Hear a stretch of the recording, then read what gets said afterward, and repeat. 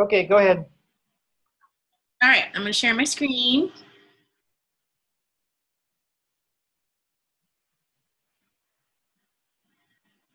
So you guys should be seeing the big photo Lesa We do. slide here. So I would love for you guys to connect with me if you'd like to. My website is photolesa.com. I've got a great newsletter that you can sign up for if you'd like to on the site. If you want to follow me on Twitter, you can do so at @photolesa.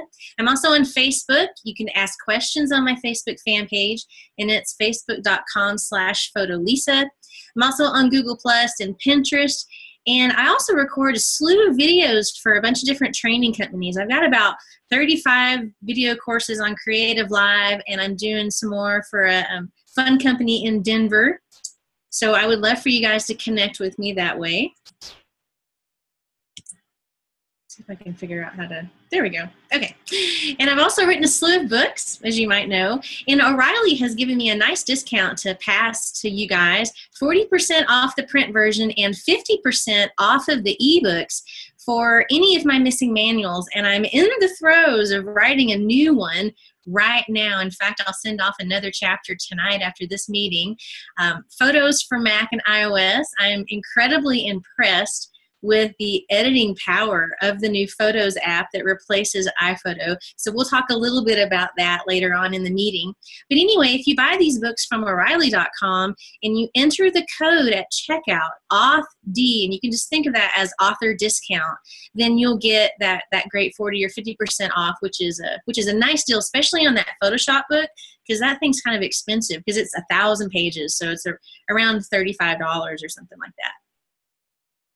I also write a bunch of ebooks myself.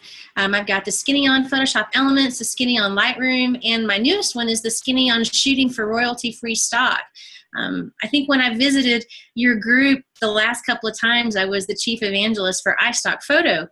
And so I learned a lot of secrets about making money shooting royalty-free stock. So that's what that ebook is filled with. So you can find those ebooks over on photolesa.com and just click the books and video link. All right, let's talk about Lightroom now. So as you might know, I just want to go over pricing just a little bit so you kind of know where Lightroom is at right now. Adobe just released a new version, Lightroom 6 if you're going the perpetual license route, or Lightroom CC if you're going the Creative Cloud membership route. The standalone license for Lightroom is still around $150. You might be able to pick up one a little bit cheaper on Amazon.com. But that does give you a perpetual license, so you own the software, you don't have to pay a monthly fee. Now, it is included in the full Creative Cloud membership where you get all of the apps, 13 or some odd, you know, InDesign, Illustrator, Photoshop, on and on, for $50. So Lightroom is included in that. But the best deal, I think, is the Creative Cloud Photoshop Photography program.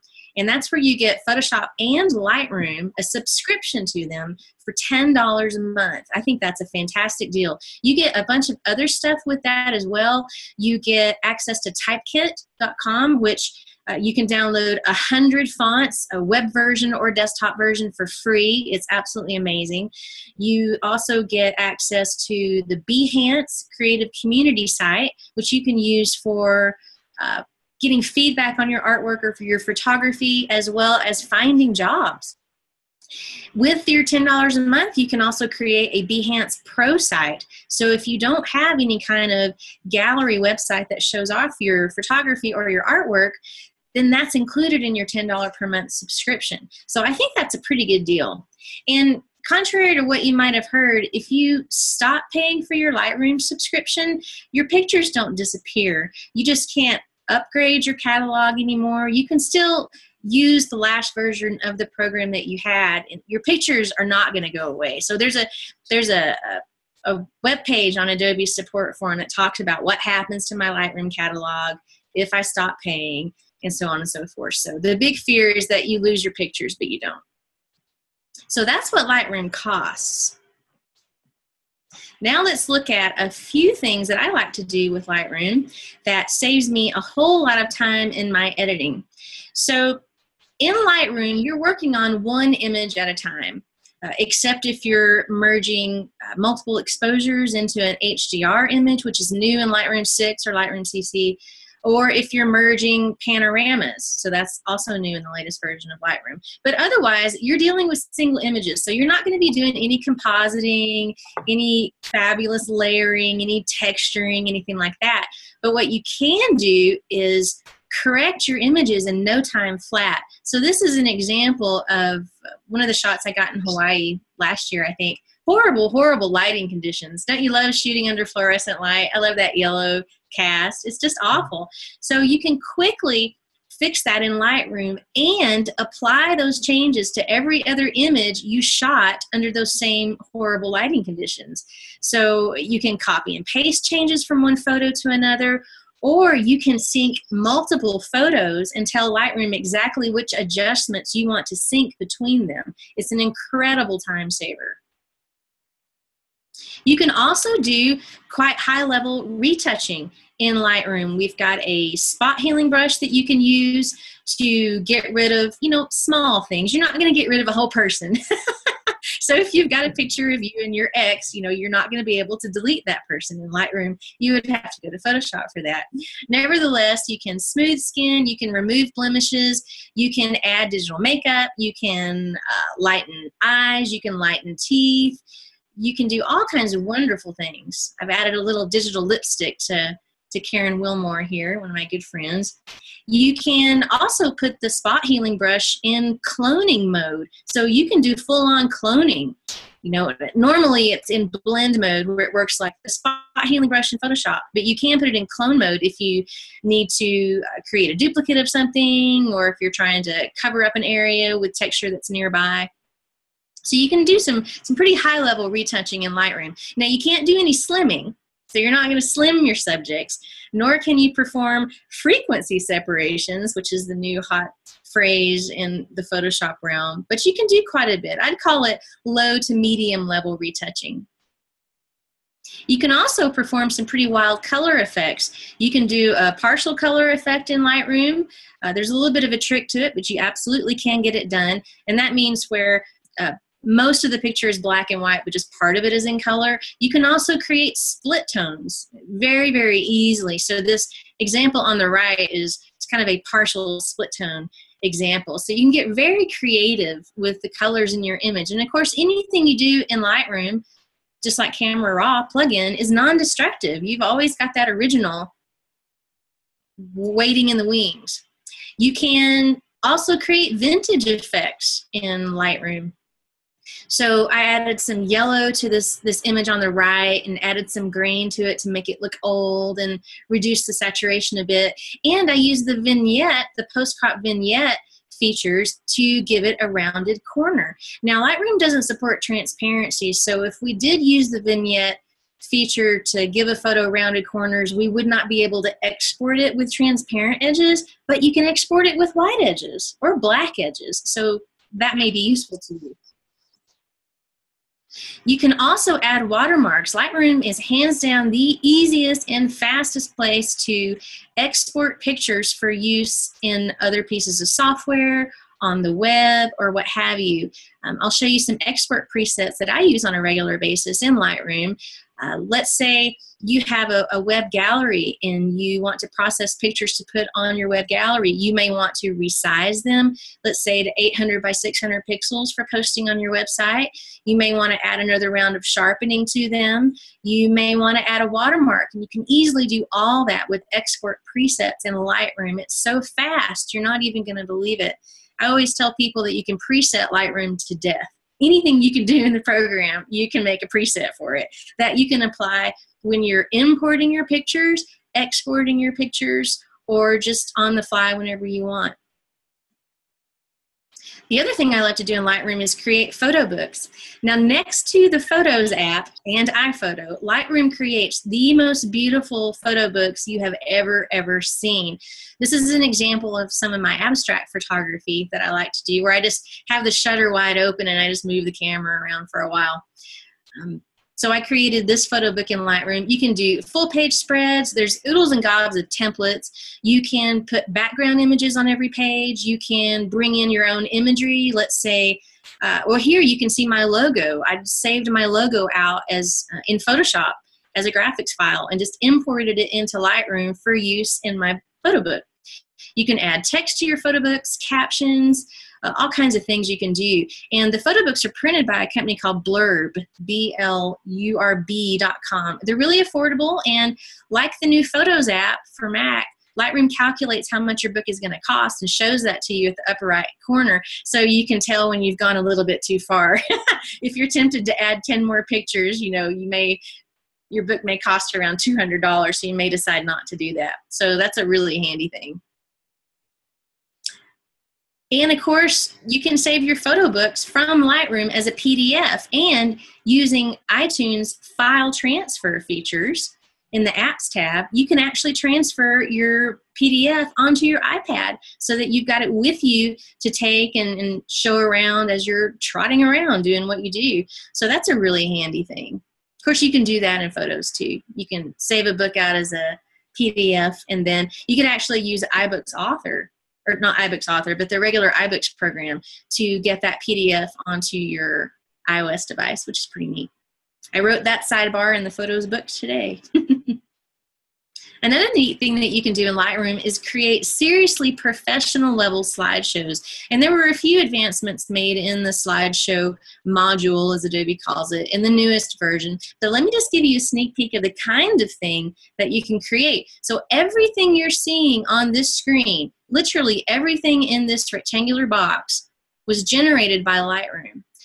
So these captions came from the Photos metadata, so you can enter captions into the Photos metadata and call upon that data if you're in the book module, the slideshow module, or the web gallery module. So amazing. Photos can't do that right now.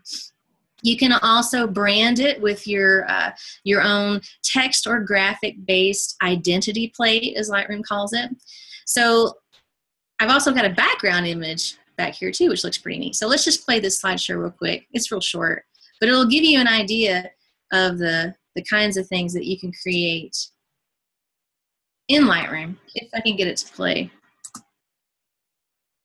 Come on, Keynote. All right. It doesn't look like it wants to play. Or maybe it's thinking about it. Oh, and now Keynote doesn't want to work. Well, now, where there is a will, there's a way. We'll just skip to the next slide. So just like the photo books, you can save a slideshow out as a movie. So you can export it like you can photo books. So if you export a slideshow as a movie, you could also put that on your iOS device so that you've got that traveling with you to show off as your portfolio or what have you. So that's a neat thing. To get a movie onto your iOS device, you would need to use the iTunes file sharing feature, but that's pretty easy to do. All you really do is add a file to it and you say, yes, I want to sync this the next time I sync my iOS device, and the movie gets transferred on your device. So that's pretty slick.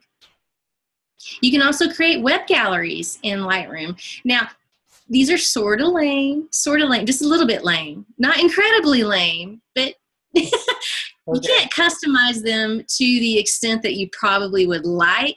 Nevertheless, they're not that bad. There's about 10 or so, 15 templates in there. Some are Flash-based, most are HTML5-based. But Lightroom handles all the code for making a gallery page as well as the enlargement. And you get to set the size of the enlargement that you want. You get to add captions. It's really very easy. And the thing that I love is that you can input all of your FTP information into Lightroom, so it handles uploading the files to your website. And you can save customizations to any of the website templates that are included in the program. So as you can imagine, that would make you very fast. You know, you import some photos. Let's say they're shot under the same lighting conditions. You correct one of them. You sync the changes to the rest of them. You've already got your website template. You simply select the pictures, hit the web gallery button, select your template, change the description, and you've already got your FTP information. You hit upload, and that's it. The site's built and it's uploaded, and there wasn't that much work for you to do. So pretty incredible stuff there. Now, if you want to remove big things, So this is one of those photos like I see in the back of People magazine. Guess what's missing in this picture? So in this picture, I've removed Karen's necklace. You're never going to get that done in Lightroom. Never, never, never. You're going to have to go into Photoshop to remove anything of any size. But that's not a big deal because Lightroom is happy to manage your Photoshop files. If you set up Photoshop to be your external Lightroom editor, you can pass files back and forth between the programs, and Lightroom will show you thumbnails of your PSDs right next to your RAW files or your JPEGs, you know, whatever you're shooting. So it's happy to manage all of your files. So that's a really neat thing.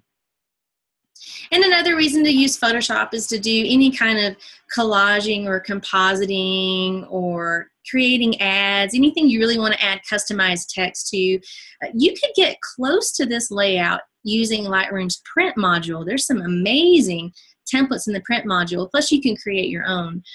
But to really customize the layout and to add custom text and so on and so forth, you're going to want to be in Photoshop. But again, the program's happy to manage your Photoshop files too. So I just want to spend a tiny second talking about how Lightroom works, because one of the most popular Macworld articles that I've written to date is titled just that, How Lightroom Works. People are so confused because it works in a completely different way than Photoshop. Lightroom is a true database. That means you've got several pieces and parts of it to keep up with. So you import your pictures from your cameras, your videos, or what have you, into your pictures folder or whatever directory structure that you have set up for your own imagery. And then you use the Lightroom application itself to create a catalog of those images. So the catalog is really the database. So you've worked with databases before. The Contacts app on your Mac is a database. iPhoto is a database. Photos is a database. FileMaker Pro is a database. Photoshop is not a database. Bridge is not a database. Photoshop Elements has a database component called the organizer. So the great thing about using an image editor that's a database is that it never touches your original images. Your original images are in a completely different location from the application and its database. So what happens is when you tell Lightroom about photos, you just point to where they live on your hard drive. You don't technically import them into the program. The pictures stay where they are. But what Lightroom does is it creates a record for every single picture that you tell it about on your hard drive. And in each of those records, Lightroom stores all the metadata that came along for the ride with the picture. It stores all of your edit requests. So your changes are really never applied to the original image until you tell Lightroom to export that image for use somewhere else. And at that point, Lightroom creates a duplicate of your original file, applies all the edits that were in the record for that photo, and then produces a new file. So you never, ever, ever touch the original. So it's a wonderfully flexible way to edit. Now, another big component of Lightroom is the presets, and the presets are even stored somewhere else.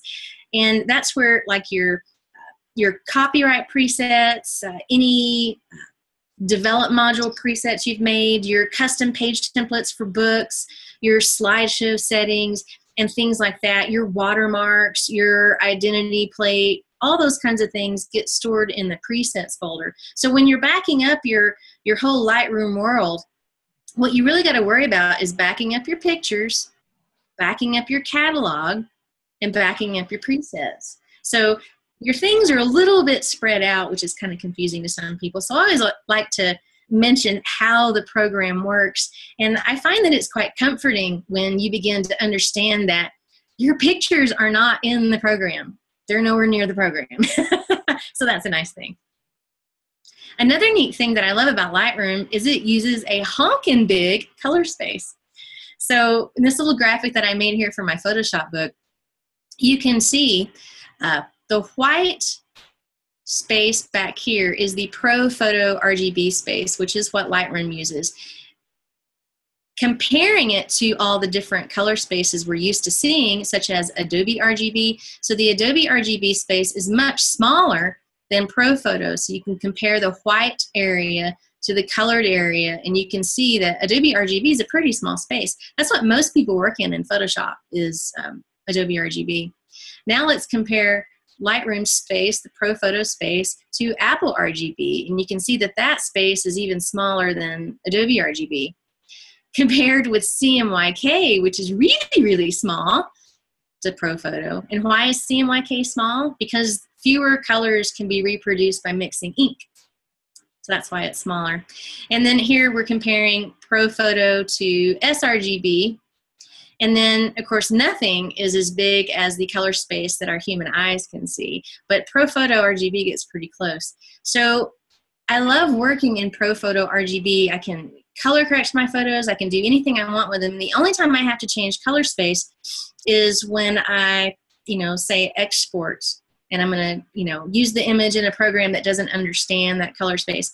Photoshop understands ProPhoto RGB, so you can actually pass photos back and forth between Lightroom and Photoshop and never have to lose any of your color range. So that's another great thing about Lightroom. So you're dealing with maximum color in Lightroom, which is nice. So let's go play a little bit in Lightroom. I want to show you a few fun things. All right, so let's take a look at the first image here. I'm just going to click it in the photo bin at the bottom of the screen, and then I'm going to press the D key to enter Develop module, and that's where we're going to do all of our corrections. And we're going to take a look at the original version of this photo. Let me make it smaller so you can see the whole thing. It looks pretty good, but if I show you the original, it does not look good. So actually, let's take a side-by-side comparison here by clicking the little shortcut key down here at the bottom. That's another great thing about Lightroom is you can see side-by-side comparisons. To do that in Photoshop, you'd have to open up a duplicate of the image. So here's the original on the left, and here's the corrected version. So you can see how, how bad it truly was.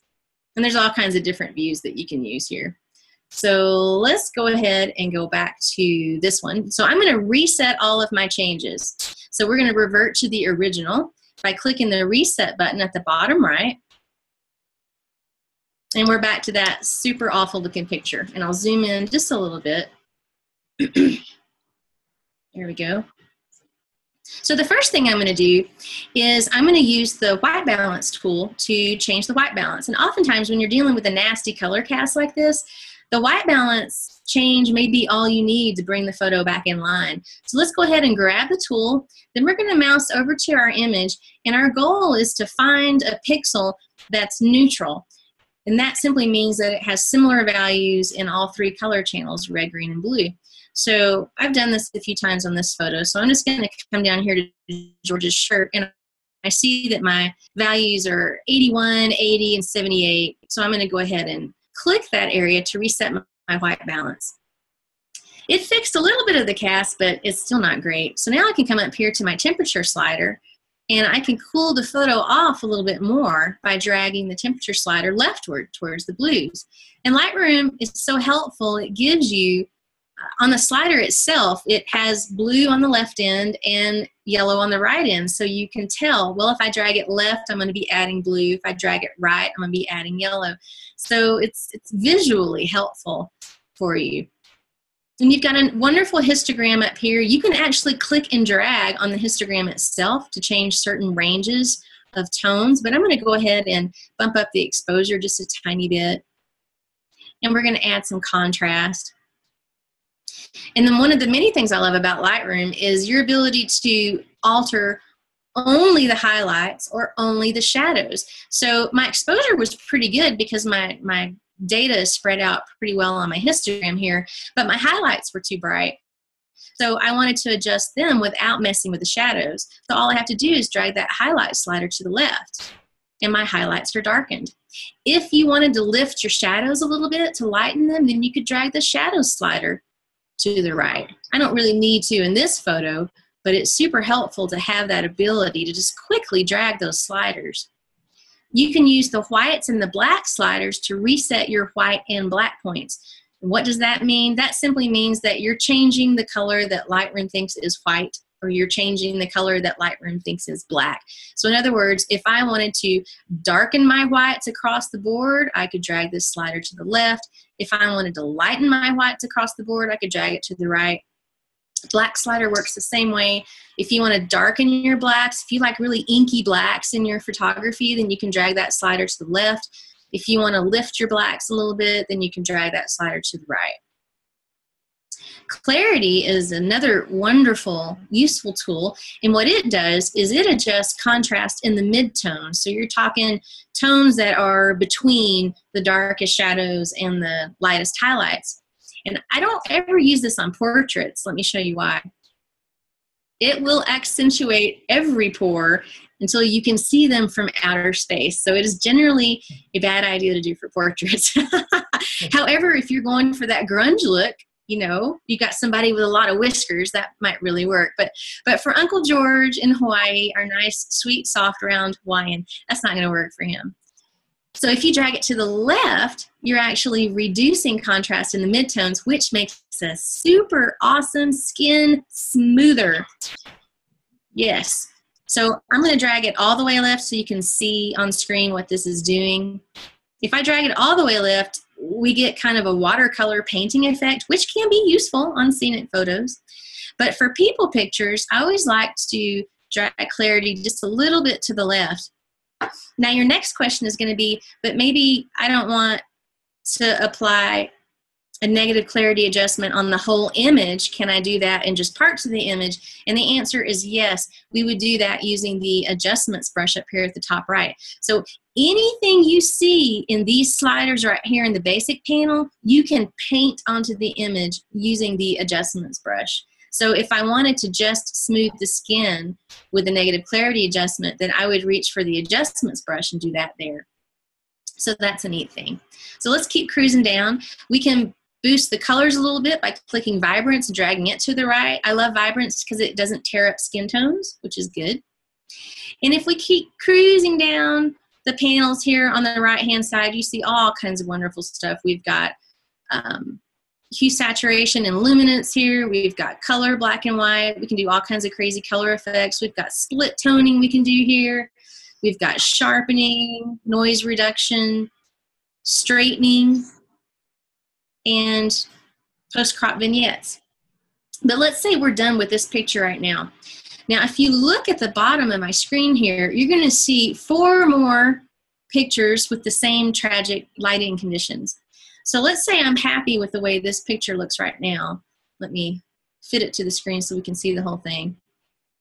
While that picture is active, and I know it's active because it has this light gray border around it in the photo bin, I'm going to shift click to activate all the photos after that that were shot in the same lighting conditions. Now, if I click the sync button at bottom right, Lightroom says, hey, I see you want me to sync some of your adjustments onto these other pictures that you've selected. Which adjustments would you like me to sync? So just think about what you've done to the picture and what you want to apply to all those pictures. I haven't really done any of this stuff, so I'm going to go ahead and say check none. And then I'm just going to turn on the check boxes of what I know that I did. And I really only changed white balance. I made some adjustments in the basic panel. I made an adjustment to clarity. And that's really all I did. I like to keep the process version turned on. And then just click synchronize.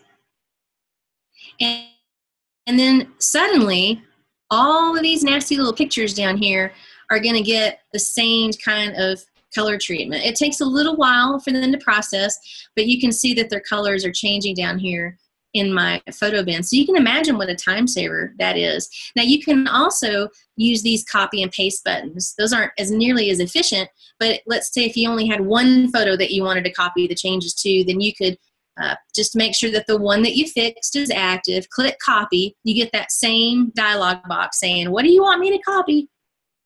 And then you click the other photo and then you click paste. So you can do it that way, or if you've got multiple images selected, then you can use the sync buttons, which is incredibly amazing. So I mentioned using the adjustments brush to perform local adjustments. So let's take a look at that real quick. I'm going to come up here to the upper right of the Lightroom screen, and we're going to click the adjustments brush, or you can just press K on your keyboard. K for, I don't understand why that's the keyboard shortcut for adjustments brush. It's like, thanks, Adobe. You didn't give us any help in how to memorize that keyboard shortcut. So let's go ahead and give that tool a click, and I'll zoom in a little bit on my picture here. There we go. So once you've gotten the tool active, what you want to do is click, make sure that new is active here, so that's going to create a new adjustment. And then you're going to click this little custom menu right here. And it's got oodles of gobs of presets in there for you. These are all built in except for Lesa's Sky Darkener.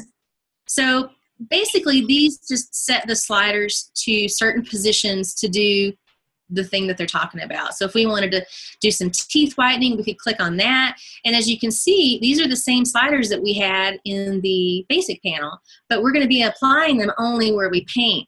So I'm going to change this adjustment just a little bit. So if we're going to whiten George's teeth, I'm going to drag exposure to the right to lighten them. Yeah.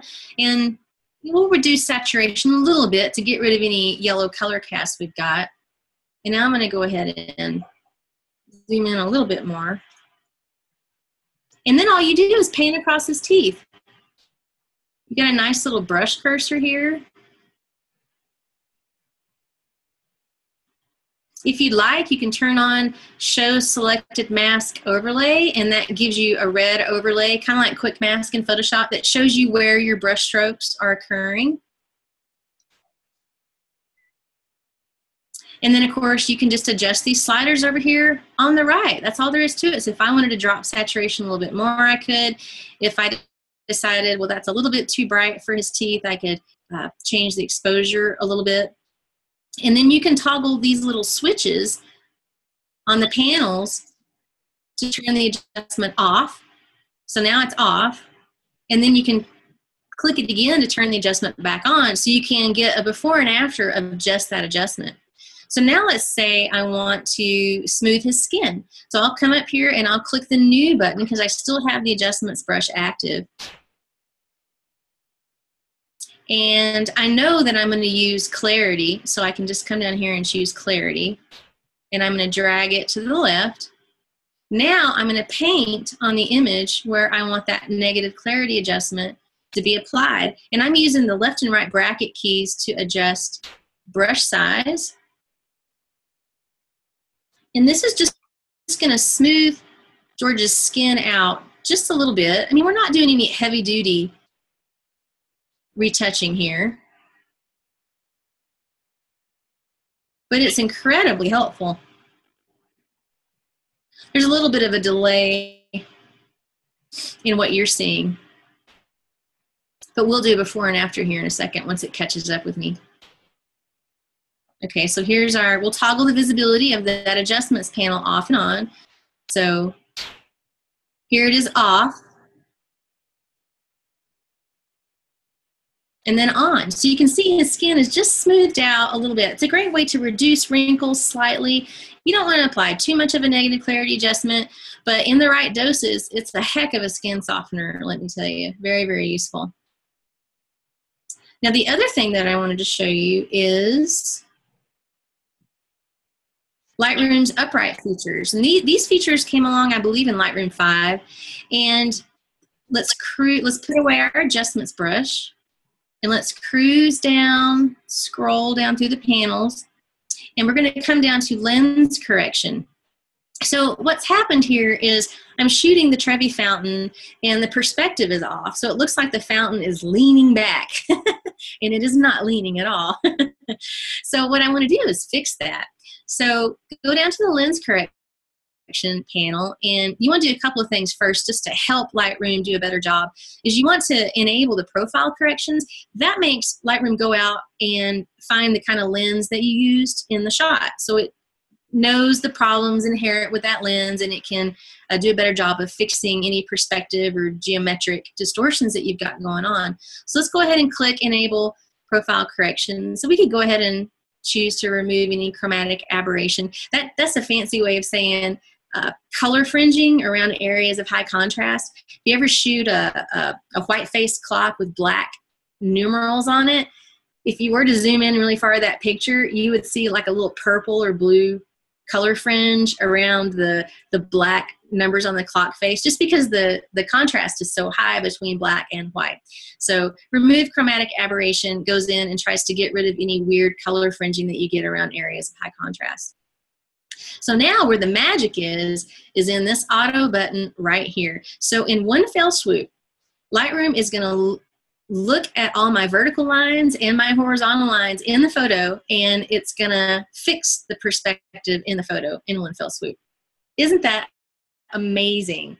I didn't even realize how crooked it was until I fixed it. And I'm like, wow, that's really crooked. And then if you want Lightroom to, obviously it's got to warp your image a little bit to straighten it like this in two directions.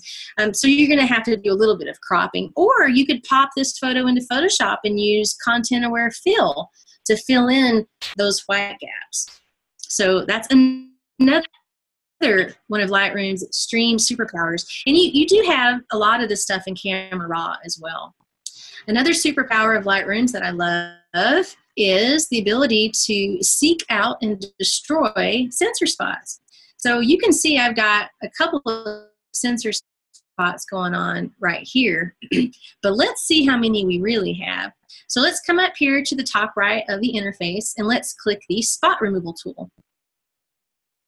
Once you do, you're going to see a tiny microscopic visualize spots checkbox underneath the image.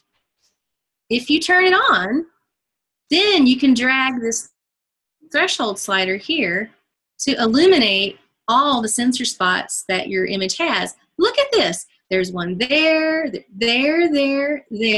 There's one up here that I never would have saw. I never saw that one over there. There's a couple right there. So it's a great way to dig in and see all the sensor spots that the image has.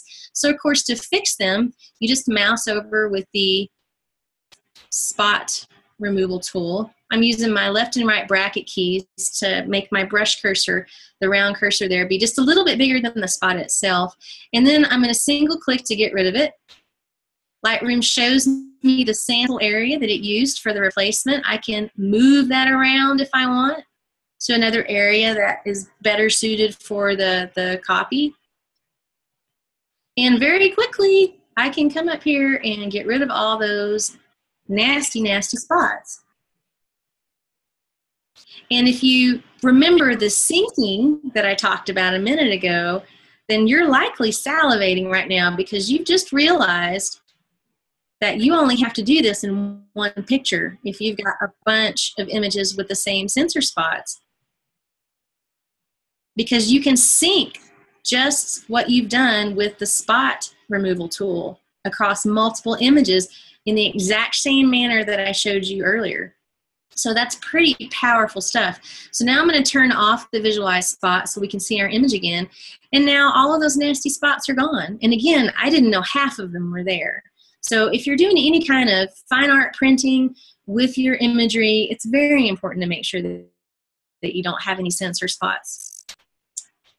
Another superpower that I want to show you, and this one is absolutely going to blow your mind. You're not even going to believe this one. All about sharpening. So let's put our spot removal tool away. Oh yeah. So the thing with the new version of Lightroom is it crashes quite a bit. Yeah. Yeah. I mean, maybe it's something to do with my system, but I doubt it. So it'll take just a second for it to launch again. Yes, open the newer catalog. Any questions while we're waiting on that? I've got just a couple of more things to show you, then we'll open it up for questions. If you're shooting the band Megadeth, would you use Lightroom or photo? Did you hear Mark's question? He was being a No. Oh, hey, Mark. I did not hear his question. You guys got to remember, I'm half deaf from all that loud rock and roll. He's asking some kind of Megadeth question, I guess. Oh, all hail Megadeth. Oh, they've got new band members. Maybe that's what he's talking about. Okay, let's try this again. All right. Sharpening. Okay, so we're in the develop module, and let's say we're ready to sharpen this picture. So I'm going to cruise down to the detail panel, and I'm going to pump up the sharpening to around 40, 45-ish, something like that. That seems to be where I normally go with my sharpening. Now the radius slider you can use to determine the width of the sharpening halo, because really the only thing that's happening when you sharpen an image is Lightroom is looking for high contrast edges, so where light pixels meet dark pixels, and it makes the light pixels a little bit lighter and the dark pixels a little bit darker. But you can go to such extreme sharpening that you introduce what looks like a white gap in between the areas of high contrast, which is generally bad news. I'll pump this up and see if we can get there. The sharpening in Lightroom is really subtle, and you do need to be viewing your image at 100% really in order to see it at all. I'm seeing a little bit of a sharpening halo right around this palm tree, but that's what radius lets you specify. So I usually keep the radius pretty low, around 1.4, and that's saying, hey Lightroom, don't give me a big honking sharpening halo that I can see from outer space, please, if you don't mind. The next slider lets you determine how much detail is enhanced when you're sharpening, but the magic slider, and I'm going to zoom back out so you can see the whole picture. The magic slider is this masking slider right here. So right now, the sharpening that I've applied is being applied to the entire image. What if I only wanted it to be applied to the highest contrast edges only? This is useful in all kinds of situations. This image is one example. The only thing that's in focus in these images are the palm trees. Everything else is pretty far away, so it's nice and blurry. And I want to keep it blurry. I don't want to sharpen it. Another reason you might want to use this trick that I'm about to show you is in portraits. You don't want to sharpen people's faces. You want to sharpen their eyes and their hair. You don't want to sharpen their skin. That's bad, especially not a woman's skin. We do not want any extra attention on those pores and wrinkles. So this is a great trick for that. So what we're going to do is we're going to option click the masking slider. Press and hold down the option key. When you do, your entire image goes white. This is Lightroom's way of saying, hey, I'm sharpening the whole image. Everything you see that's white is getting sharpened. So that means all of it, all the pixels. As I continue to hold down the option key and I drag the masking slider to the right, I begin restricting the sharpening to only the areas that appear in white.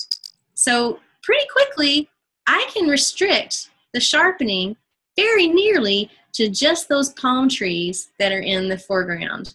This is seriously powerful stuff here. It's unbelievable. You should be using this on every portrait, honestly, every single one. But you're not going to see diddly squat happen with that slider if you just drag it around. I can drag it all day long till the cows come home and you won't be able to see a single change in that image. It's only when you option drag that slider that you get any kind of visual feedback that's helpful for you to determine what you're doing. So that to me is just incredible. So now what I've got going on is nice sharp palm trees in the foreground and virtually no sharpening going on in other areas, which is amazing. Speaking of sharpening, you can also apply selective sharpening with Lightroom, just like we applied selective skin softening to Uncle George's picture. And you can do it in several different ways. For example, we could come up here with the adjustments brush, and you can see that I've got a sharpness slider right here. So if I increase the sharpness and I come over here to this little baby humpback whale and I paint just on the water spray, I'm sharpening only the water spray. So that's really neat. Another way you can do that, I'll delete that pen, is to come over here to the radial filter. Now the radial filter lets you apply effects kind of in a circular manner. It's like a circular graduated filter, really. When graduated filter is just like the filters that you would screw onto the end of your lens. So let's say I wanted to sharpen just this area. I could quickly grab the radial filter. Oops, I put it away. And then I could drag the sharpness slider all the way right, and then I could come over here and just click and drag to draw a circle atop my image where I want that extra amount of sharpening to be applied. So now only this area is getting an extra round of sharpening, and I can even control the feather fall off, the transition area rather, between what's really being sharpened and the area that's not being sharpened. So incredible, incredible stuff. This same filter can be used to apply your own custom edge vignettes. So let me switch to another picture here. Let's put away the radial filter. And let's cruise down to the post-crop vignette slider. So I want to show you the automatic version in Lightroom. Down here in the effects panel, just drag the amount slider to the left and you get that nice dark edge around the photo. You can change the midpoint if you'd like. So your vignettes are highly customizable in Lightroom, but they still only work if your subject is centered in the picture. If your subject is offset, like this one is, it's not dead center. You know, I want to really accentuate the bird's face. So this post-crop vignette is not going to work for me. So it only really works well on pictures where your subject is dead center. So let's go ahead and reset that. And let's take a look at the kind of custom edge vignette that you can use with a radial filter. So we'll come back up here, grab the radial filter. Now Lightroom will squawk at you if you set all your sliders to 0 and then try to draw the circle onto your image. It wants you to have some kind of change. So let's go ahead and drag the exposure slider to the left. Now we can come over here to our image, click and drag to draw that circle. You can resize it, reposition it, do whatever you want. And I've got me a custom edge vignette here. And I can do all kinds of neat things with it. I can, of course, adjust the exposure to make it lighter or darker. So the filter is affecting the area outside the circle. That's what's happening. The inner part of the circle isn't being affected. You can, again, control the feather here. Let's say I wanted to do a negative clarity adjustment on this outer part. I could drag the clarity slider to the left. It kind of softens that up. And that way, only this part of the image is really sharp. So that's amazing. So many things you can do. And before we run out of time, I want to show you just 2 more things. I did this partial color effect all in Lightroom. That's right. How did I do that? I went into the basic panel. I'll show you here. We cruised back up to the basic panel and went down to color. Clicked color right here, and I dragged the saturation slider all the way left, which effectively drained all the color from my image. Then I grabbed the adjustments brush, reset the exposure, set the saturation to 100, and painted over what I wanted to be back in color. So simple as that. So again, all I did for partial color was come down here to the color panel, drag the saturation slider all the way left so it's at a negative amount, negative 100. Then you grab the adjustments brush and you set the saturation slider to 100, and then you paint atop the thing that you want to be in color. That's it. Amazing. Now, last thing, I'm going to show you the new HDR merging, which I want to tell you right off the bat, you are not going to produce, oh, haha, it crashed again. That's awesome. Woo, bleeding edge, people. Oh, let's give her a second. Is that because of 2015, or is it just Lightroom that you're crashing? It just seems to be the latest version. I don't know. I don't know why it's doing that, but it's pretty wild. So I'll switch back over when it launches again.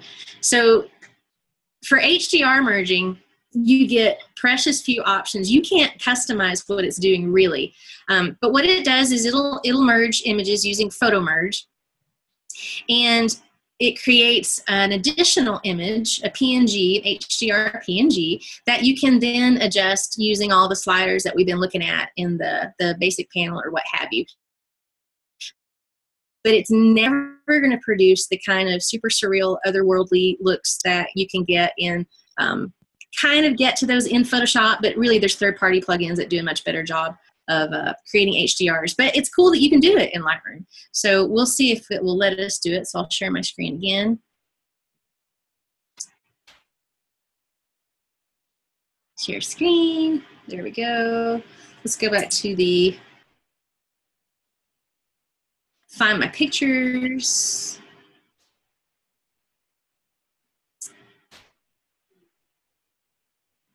There we go. So you just want to select all the exposures. So what I've got here are 5 shots of a BMW Mini Cooper. So I'm going to click them to activate all the different exposures. And then we're going to trot up to the photo menu, and we're going to choose Photo Merge HDR. So these two things are new in Lightroom 6 or Lightroom CC. So obviously you can merge panoramas too. But let's click HDR and hope it doesn't crash while it's making the preview. But it takes a little while. These are pretty big files. They're shot on a Nikon. Actually, Karen Wilmore shot these. And I don't do a whole lot of HDR work myself, so when I need them for classes, I tend to borrow them from my highfalutin friends. In this case, Ben Wilmore's wife, Karen. So it's going to merge these shots together, and you can see that you've got precious few options in this dialog box. I mean, virtually none. You want to leave auto align and auto tone on, but the only other option you've got is how much deghosting you want to apply. And you can think of ghosting kind of like sharpening halos. When you're merging exposures like that, you can get kind of a white halo effect around areas of high contrast. So you can use any of these buttons to tell Lightroom to try to get rid of some of that. But in all honesty, that's what makes HDR images look cool. I mean, at least in my humble opinion. I know there's a lot of photographers who are not fans of super surreal looking HDR imagery, but it's all subjective. It's a personal opinion. So I find that you either like it or you don't. So here's our preview. You can see that it still looks like a photorealistic image. We're not on Mars on a racetrack, you know, unfortunately. So that's what you get. So click merge, and then Lightroom creates another file. And the other file that it creates is the one that you can use all the sliders that we've been looking at thus far in order to tweak it a little bit more. And I did that on this one right here. So once it finishes loading, that's about as otherworldly as you can get with your HDR imagery in Lightroom. But it's still really nice, and it is handy that you can do that here in Lightroom. But again, you can easily pass files over to Photoshop. You know, you can send several files over to Photoshop in one fell swoop to do an HDR over there. So those are some of the new things that we've got in Lightroom, and some of the reasons why I love the program. And I'm happy to take questions, or you can ask me about photos, Photoshop, Muay Thai kickboxing, motorcycles, Megadeth, whatever you'd like to chat about.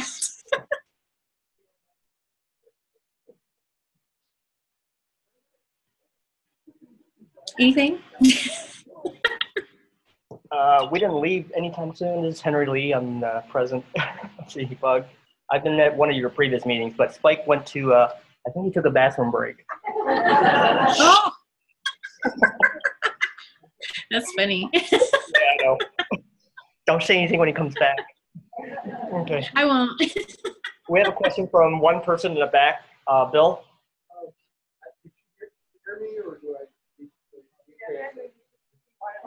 Yeah, I'm going to repeat the question from the speakers. What I'd like to know more about is what you do for workflow.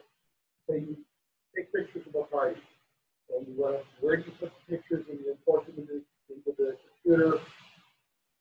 How do you get like 2 versions of the pictures that are all in like folders? You have one for uploading and another one for printing, and then what do you do to archive? So it's kind of a overview of the work. I'm going to try to sum up his 5-minute question for you. He wants Sounded really long. I'm scared. Yeah, no, this is going to be interesting translation. He wants to know how to organize your workflow in Lightroom. Say he's doing a photographing session at a wedding, and he wants to know how do you organize the ones that are being uploaded, the ones that you're as far as editing and all that. Several versions of photos for different purposes. How do you make several different versions of the photograph and archiving them? Does that make sense? You have this. Oh, different versions. Yes, you have this dog question. We're uploading to the gallery, another version that you take to the photo printer. You can see the way you keep the same pictures. You only have different versions. What he's indicating that he has 2 different workflows as far as one copy going to the photo studio, another copy going to the client, and will Lightroom keep track of the 2 different versions, or do you have to export them out to separate folders? It will keep track of that, actually. So let me share my screen again, and I'll show you the export presets, which I meant to do anyway. Good. Okay, thanks. Sure. Okay, let's go back to the grid library view here.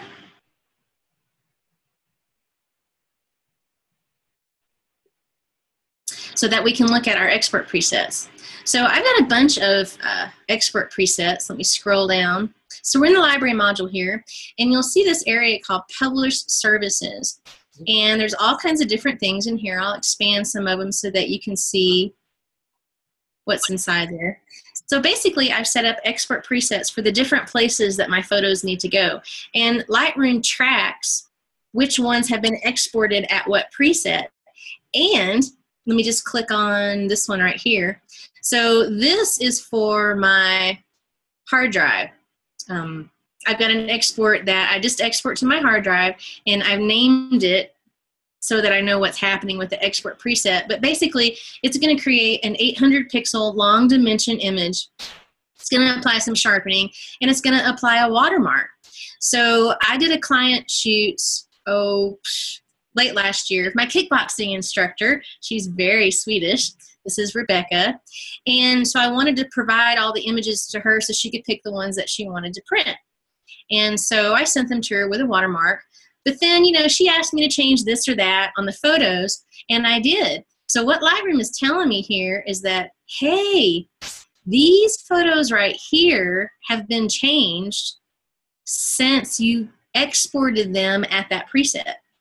So it offers to publish these guys, modified photos to republish. So it tracks, and I hope this is helpful for the question that the nice gentleman asked, but it tracks which pictures have been exported at what preset that you create.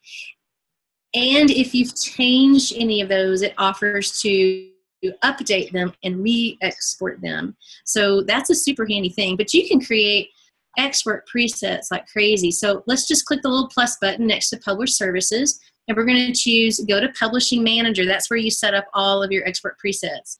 And you get this lovely dialog box that's happily expandable. And basically, you give it a name, whatever you want to name the export preset. You tell it where to export your picture. And there are a lot of companies that have APIs that can tunnel right into Lightroom, and you can upload straight to those services. Mylio, which is another photo editor that I really like.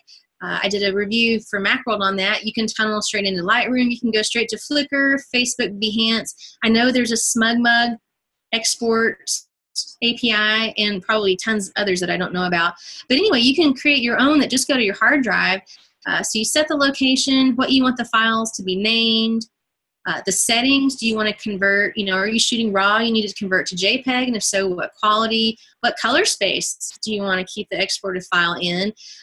Do you need to limit the file size to a certain amount? This is super handy for posting images on the web. Let's say you're posting them and you've got a limit. You don't want that picture to be more than 1 megabyte or whatever. Well, you can set the limit right here, and then Lightroom will handle the compression settings. You can also change image size. You can set the dimension of the longest edge, which I love doing that because I shoot a lot of both landscape and portrait in orientation, so that's really super helpful. But you got a lot of great options there. You can set a specific width and height, specific pixel dimensions for the web. Say you can set the shortest edge. You can set megapixels, percentage, all kinds of wonderful stuff. You can apply another round of sharpening on export, which is really great. I do this every time I downsize a photo because pixels get soft when you reduce size. You can tell the program what metadata to include along for the ride in that exported photo. And here's your watermarking. And I've got oodles and gobs of watermark presets already set up depending upon what I want to do. And I can edit my watermarks. And when you do, you get this wonderful dialog box that shows you a picture so you can see what it's going to look like on top of the image. But you can create a text style watermark or a graphic watermark. So you can bring in a logo for this. I don't tend to do that because I like for my watermarks to have my URL. That way they're actually useful watermarks and not just a fancy graphic that doesn't tell people how to find me.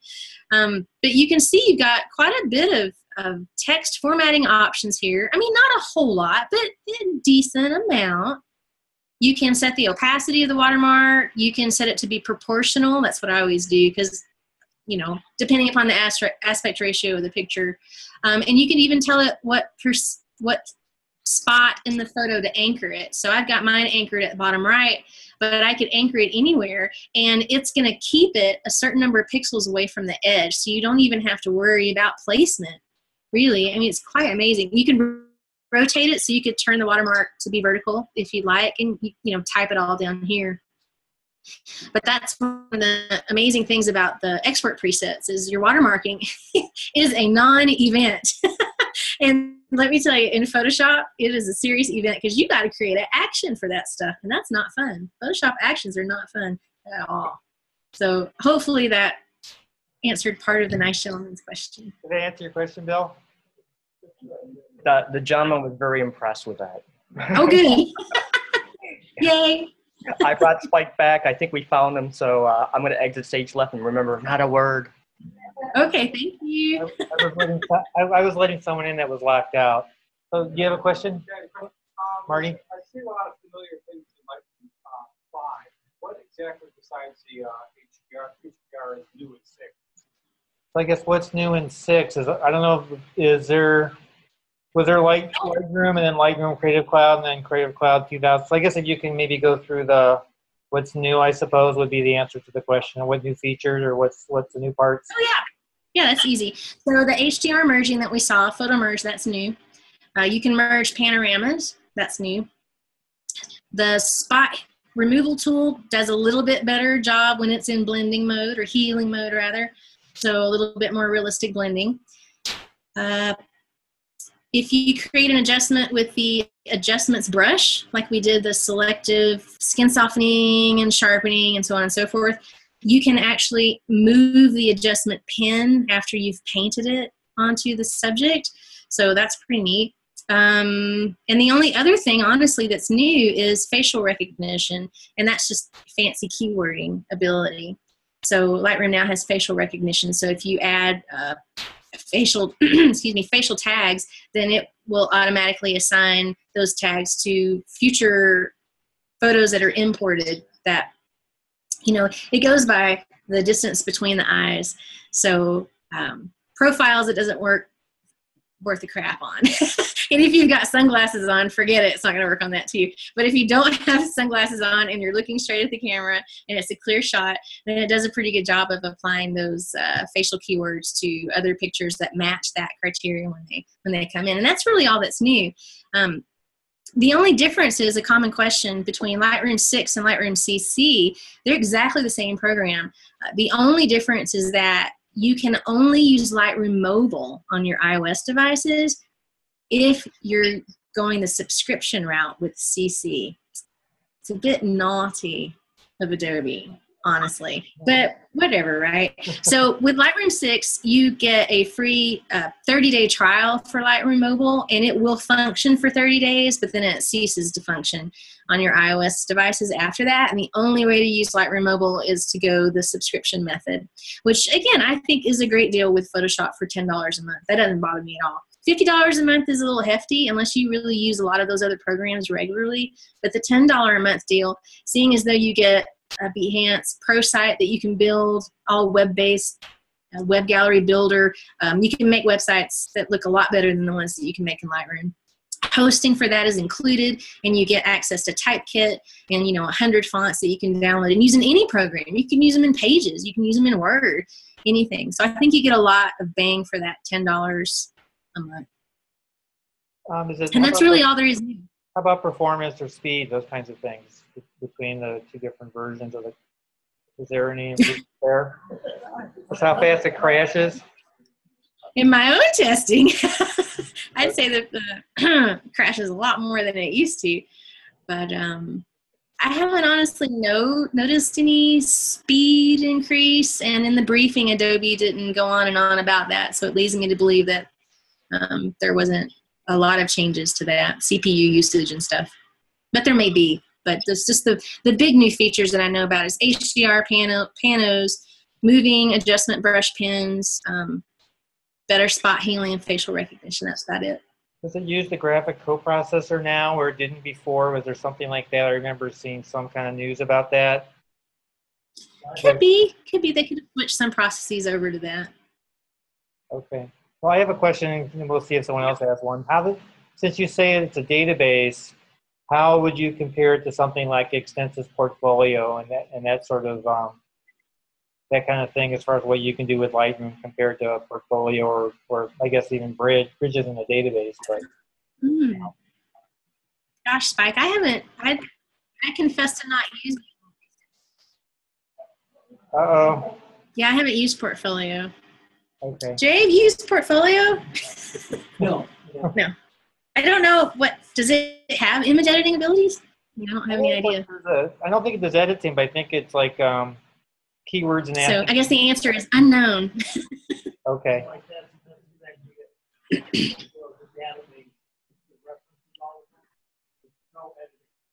Okay. So it's just okay. All right. So other questions? When Lightroom crashes, what do you lose? Bob asked, when Lightroom crashes, what do you lose? I guess it's kind of auto recover. Does it have auto recover features like Photoshop does in InDesign? I haven't lost anything that I've done because as soon as you move a slider, Lightroom makes a note in the record. So as long as it crashes after it makes that note in the record, then when it opens back up, you're right where you were. Okay. So I haven't lost anything. I mean, maybe if it crashed in the middle of merging a pano and HDR, you wouldn't, it wouldn't go through with that. But otherwise, I haven't lost anything. Okay. Do you have any questions on photos? Love me some photos. Oh. Okay. Well, Henry has a question. So Okay. Henry asked if it's a memory hog. Lightroom? Not so much. Not that I've noticed. Not near as bad as Photoshop or Bridge. Those two are real memory pigs. Okay, here's another question, Karen. Go ahead.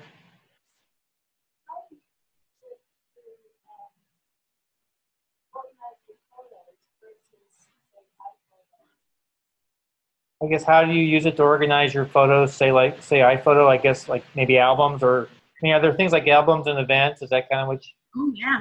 Yeah, you've got albums, which Lightroom calls collections, so albums, collections. You've got folders, so you can store albums in folders, and we can do that in iPhoto as well as Photos too. So there's all kinds of organization. You've got a star rating system that you can actually spray onto your photos with a spray can. And I love doing that. So you import a bunch of photos and you load up the spray can tool with your whatever star rating system you use. I personally start out with 1 star, and I go through the whole mess, and I spray 1 star on, and I like to make the sound while I'm doing it. Psh, psh. Fun. And you can hold it down and go, psh. and you're spraying on star ratings. You can spray on keywords. It's so much fun. It's so much fun. So I take one pass and I spray on 1-stars to the keepers, and then I filter so that I'm only seeing the 1-star photos. And then I load my spray can with 2 stars, and I psh, psh. Then I'm looking only at, I filter everything for just no stars or 1 star, and I delete them all in one fell swoop. That way I'm left with my decent pictures, which now have a 2-star rating. So that's the strategy that I use. And I write weekly columns for Macworld. There are all kinds of crazy stuff on there. And one of them was a star rating strategy that works. And I discuss my star rating strategy. And I post all those articles on photolesa.com too, so you can just go there and see the index and pick which one. But it's super fun.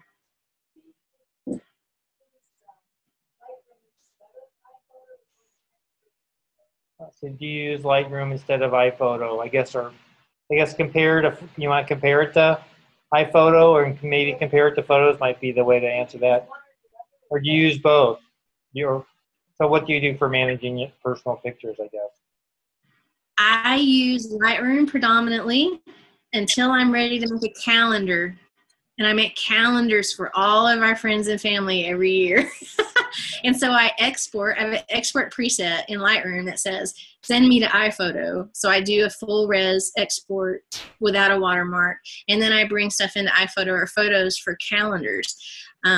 That's just because I do a lot of localized editing. So that means I'm editing parts of the picture a lot. So I'm whitening teeth, I'm softening skin, I'm brightening eyes, I'm adding lipstick, that kind of stuff. If you don't do that kind of local or selective editing, Photos or iPhoto is fabulous. Photos is better than iPhoto because it's got amazing editing tools. I can't even believe that Photos has the levels adjustment that Aperture has. I have the same one. You've got 8 level sliders. I can't even believe it. You've got full-on white balance eyedropper. You've got tint and temperature sliders. You've got nearly everything that Aperture had in its like basic panel, which is very similar to what the sliders that you've seen in Lightroom. It's incredibly powerful.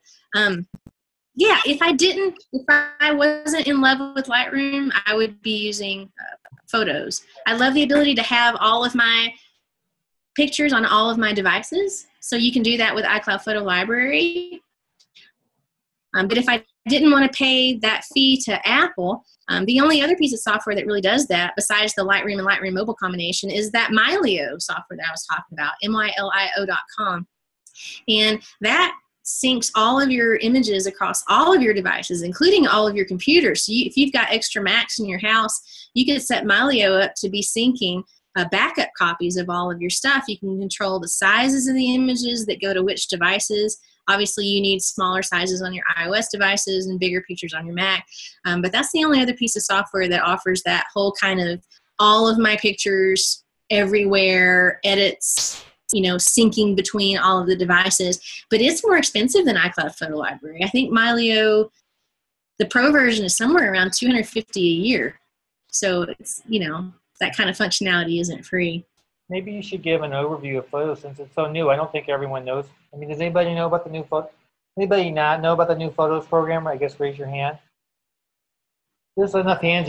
Can you give the summary, and maybe you can promote your book then too, I guess.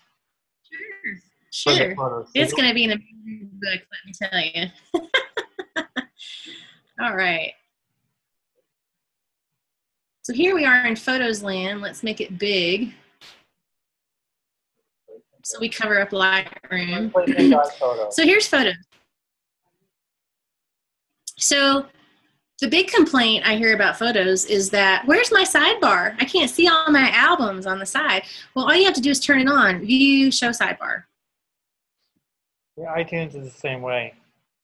And there's all of your stuff, just like it was in iPhoto. So your slideshows that you've made in iPhoto come over fully intact.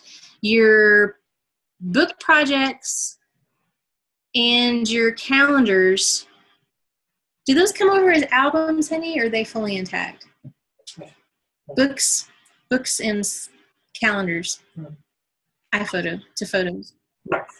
Yeah, so most of your projects come over intact. Your aperture projects turn into albums. But honestly, if you were an aperture power user, you would never switch to photos in 100 years anyway. You would keep using aperture because it's going to keep working. And you would not switch to Lightroom either because all of your edits would get baked into your files because you basically have to export your pictures and import them. So you lose the ability to revert to the original, which sucks. But anyway, so here's photos. It's a nice clean interface. You can trigger a slideshow from anywhere within the program just by clicking this play button. It's amazing. And let's take a look at, let's go into edit mode. So to go into edit mode, you just have to double click a picture. And where is my edit? Let's see. There it is. So here's editing mode in Photos. It's got a nice dark interface, and all of your tools are over here on the right-hand side. Most of them are accessible via keyboard shortcut, so you can get very fast at this. One of the neat things is the auto crop and straighten. So I'll click the crop tool. There's an auto button down here at the bottom right, and it uses the rule of thirds principle of composition to crop and straighten your photo in one fell swoop. Does an amazing job. But you can also straighten just by dragging this dial around a little bit. It's got a ton of filters, the same kind of filters that you find in Photos for iOS. So these are all, you know, one-click situations. Some of them are pretty neat. And you can just click none to turn that off if you want. But the real panel is in the, real power rather, is in the adjust panel. And I'm going to show you what this looks like when you first enter it, because I've got all kinds of things added to this that may be a little bit scary. So I want to show you what it looks like when you first open it. You turn off all these things. Okay. I've got one more on here I need to turn off. Sharpen. Okay, so I don't even think histogram is on when you first come in here. Okay, so this is what you see when you first enter the adjustments panel. These are called smart sliders, and they're not expanded at all. They just look like this. So you can basically drag to the right to lighten, drag to the left to darken. And Photos does an amazing job of not blowing out the highlights or plugging up the shadows. You can also boost color by dragging the color slider to the right or decrease it by dragging it to the left. You can also turn your picture into a black and white. Just click the smart slider and drag left or right to change the tonal mix in your black and white image. So that's one way to use these adjustments. Now, very quickly, you'll wonder what these little down pointing arrows are above each smart slider. If you give those a click, you can see all of the adjustments that Photos is applying in the background as you're dragging these smart sliders around. And you can drag these too. So for example, I'll just reset all my adjustments. And Photos is just like iPhoto and Lightroom. It's a database, so your changes are never applied to your original image. Ever, ever, ever, ever, ever. So let's say, ooh, I want to lighten this picture a little bit. Look at how all these sliders are changing. Isn't that incredible? And that's true for anything that has a smart slider. As I boost color, we're getting a saturation boost, but we're also getting a little bit of contrast between the colors. You can also use this cast slider right here to get rid of a color cast. So you can tweak any of these individually. You can start with the smart sliders, then you can expand them to see the individual sub-sliders, as Apple calls them. And you can adjust those individually. So if I decide, yeah, I really like this, but I want my shadows to be a little bit darker, you know, and I want maybe my blacks to be a little bit inkier, then I can drag that to the left. So all of these are tweakable. They all have auto buttons next to them, so you can just click auto and let Photos decide what's best for your image. But the super duper power lies in this add menu, because you're only seeing 3 of a possible, 12 or so adjustments. I can turn on a histogram so I can watch what's happening in my tonal range, my brightness levels, as I'm dragging these sliders around. I can turn on a full-on levels adjustment, the same one that you get in aperture. And look at this. I've got 8 sliders I can play with. Let me see if I can make this bigger. Nope, can't make it bigger. Anyway, so we've got 8 sliders. I can adjust my shadows by dragging the shadow slider. I can adjust my highlights by dragging the highlight slider. I can adjust my midtones. I can adjust my quarter tones. That's right. Those are the tones that fall between your darkest shadows and your midtones. So I can adjust those. And I can target a specific range for those quarter tones. Because if you look up here, there's 3 more sliders on the top of that histogram.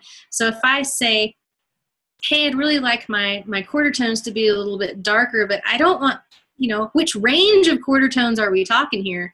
If I want the darker range of quarter tones, then I drag this top slider to the left. If I want the lighter end of the quarter tones, then I drag it to the right. So there's 8 draggable sliders in here, which is exactly how aperture worked. And I think it's just phenomenal that we have these inside of Photos, a free program. Another slick thing that you can do, and this was, I think, yeah, I wrote about this in my weekly column on Macworld this week. It was 5 surprising tips for Photos app. But you can also access all of the histograms. This is the luminance histogram. And look, it's got 8 sliders. I can access the red histogram and alter only those sliders. So if I really want to dig in to my image, you know, like add more reds or reduce my reds, I can do all kinds of crazy things. I can access the green channel as well and the blue channel. So it's just incredibly powerful level of editing we've got here with this levels adjustment. 8 level sliders, and you can pick which histogram that you want to edit. Is just insane. So let's take a look at some of the other things. We talked about white balance when we were over in Lightroom. So let me expand this little panel's controls. So here's our little eyedropper. But we've also got a skin tone and temperature and tint. So if I've got people in my picture, I can select skin tone, and Photos is going to look for that fleshy tone, and it's going to try to adjust the temperature and tint of the image according to that fleshy tone. But if it doesn't do a good job, I can grab the eyedropper, come over here, and click an area in the photo and have it take another look at adjusting the white balance. Once I'm finished, you know, setting the white point, then I can fine tune it using the temperature and tint sliders. And those are the same ones that we had in Lightroom. Incredible. So the other things that we can add sharpening. And sharpening is crazy powerful too. You won't believe the kinds of controls you have. You've got sharpening intensity, which is a fancy way of saying amount. You've got edges, you've got fall off, you know, so how high in contrast do the edges have to be before Photos considers them an edge to sharpen. Fall off, that's, if I explained what that was, y'all would run screaming from the room, but it's all straight from aperture. Definition is like a clarity adjustment. So here's definition down here. So you can see as I'm adding all these things, this editing mode starts looking pretty dadgum powerful. So here we've got noise reduction. Amazing. And then I think there's one more to add. Oh, an edge vignette. You can add a custom edge vignette just like we did in Lightroom, where you can, let's see, where did it go? It's right here. So if I expand it, you can see we've got strength, you've got radius, so how big do you want it to be, and how soft do you want the edges to be for the edge vignette. So we can go ahead and play with that on this photo right here, and I can make it really soft. Pretty incredible stuff. The other neat things that you can use a missing manual. Amazing, huh? Hey, Henry has a question. Sure.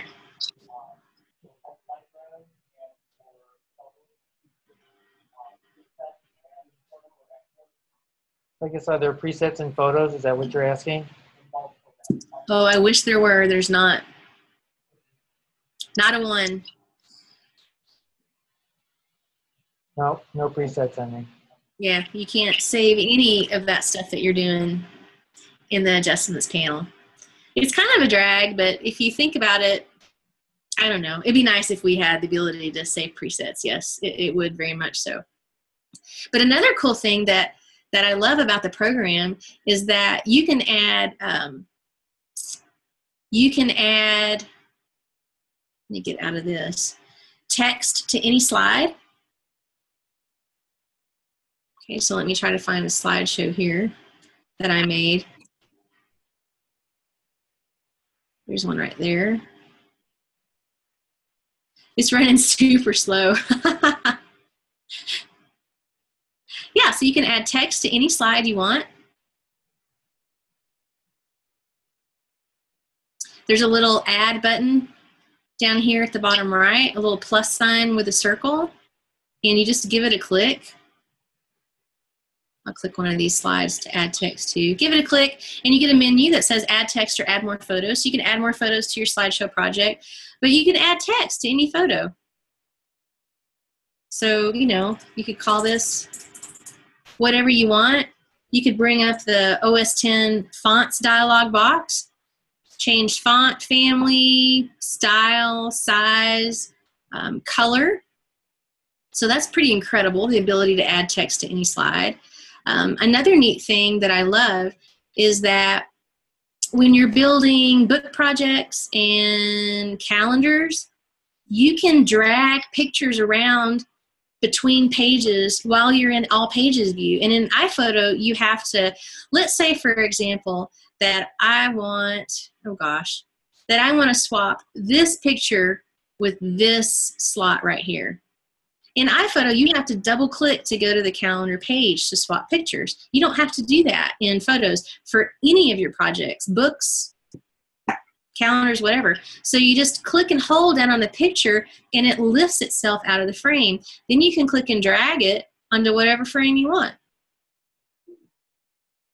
You can move pages around in this view. You can't click the page and move it, but you click the little page handle underneath it and you just move it atop the page where you want it to go to, and it'll change that way. And of course, you can double click to enter a page, and that gives you, you know, other controls. I can zoom in a little bit.